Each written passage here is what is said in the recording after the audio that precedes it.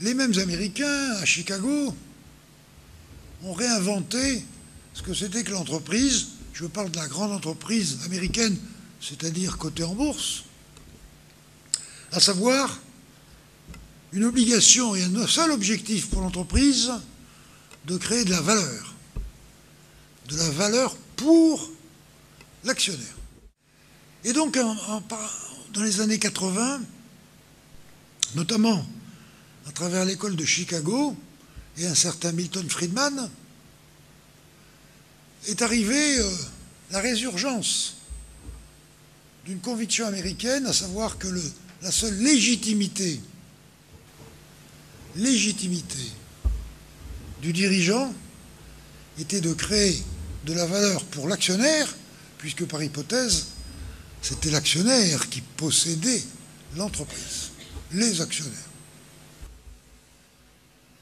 Au cas où vous ne le sauriez pas, une entreprise, c'est autre chose qu'un capital social, même si elle a besoin du capital social pour commencer à acheter quelques équipements, et que c'est donc autour de l'idée de la valeur pour le soi-disant propriétaire que l'entreprise doit être gérée par des gens qui, en principe, en savent un peu plus que les autres, ça s'appelle les dirigeants, mais qui doivent avoir en tête que la seule raison d'être de leur stratégie, c'est de créer de la valeur pour les autres, c'est-à-dire les fameux actionnaires. Or, le problème, c'est que même si, bien sûr, les États, etc., ont une responsabilité, mais ce n'est pas le sujet de notre entretien, même si donc l'État a des tas de responsabilités, l'entreprise aussi.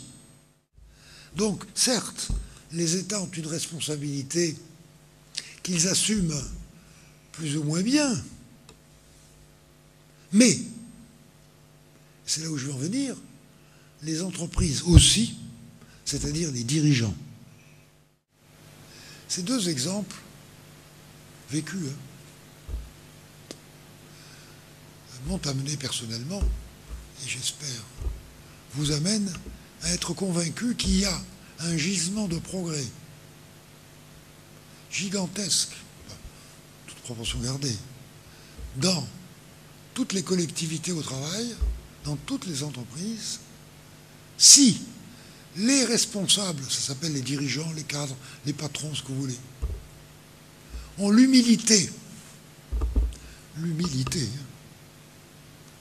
de se dire je ne sais pas tout, lui ou elle, ils savent aussi des choses. Notre intérêt collectif, c'est de faire émerger ces connaissances, ces compétences, et d'en tirer profit pour que la performance de l'entreprise, de l'établissement, etc., soit bien meilleure qu'avant. Au départ, il faut de la part de ceux qui savent l'humilité de dire l'autre aussi est une personne, donc elle sait des choses, et notre intérêt, c'est de faire ensemble ce qu'il faut pour que tout le monde profite de ses connaissances, de ses compétences, etc. Et que ceci permette à la performance de l'entreprise de se retrouver décalée vers le haut dans un monde où nous sommes, nous, entreprise. Mondialisation oblige, concurrence chinoise oblige, chargés de survivre avec des règles du jeu que l'on n'a pas inventées, mais où nous sommes libres, si du moins on le veut, de découvrir qu'avec les autres, et non pas sans les autres, on est plus fort, c'est-à-dire plus performant. Mesdames et messieurs, le message que je vous apporte, c'est que la productivité stagnante dans toutes les entreprises, ou la quasi-totalité des entreprises, elle est là, elle attend d'être mobilisée, et elle attend d'être exploitée dans l'entreprise, à travers la mobilisation, sans que ça soit militaire, l'engagement de tout le personnel, et pas uniquement de ces braves 4 dirigeants qui s'épuisent, d'où le stress, le burn-out, etc., qui s'épuisent à faire de mieux en mieux, de contrôler, de serrer les boulons, etc. Et elle passe par quoi? Elle passe par la confiance. La confiance dans l'autre. Vous vous rendez compte? Moi, faire confiance, non, non. Moi, je sais, lui, il ne sait pas. Donc, il doit obéir. Mais lui faire confiance, c'est-à-dire lui dire, tu sais des choses, je t'aide à les exprimer, et ensuite, j'organise ton environnement pour que tu sois libre, toi, sans moi, de prendre des initiatives avec tes collègues, tes collaborateurs, tes patrons de terrain, de managers, pour que la mayonnaise prenne.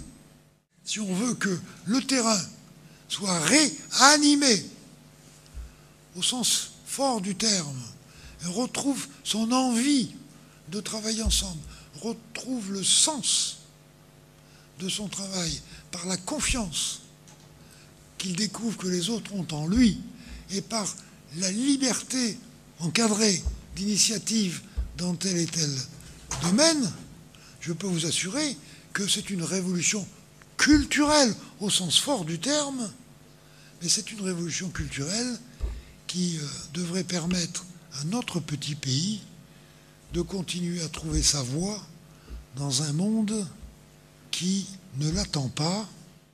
Nous avons le devoir d'aider les autres en leur apportant la bonne nouvelle. La bonne nouvelle, tu as chez toi, dans ton entreprise, des gens qui n'attendent qu'un signal pour se lever ensemble, non pas pour te virer.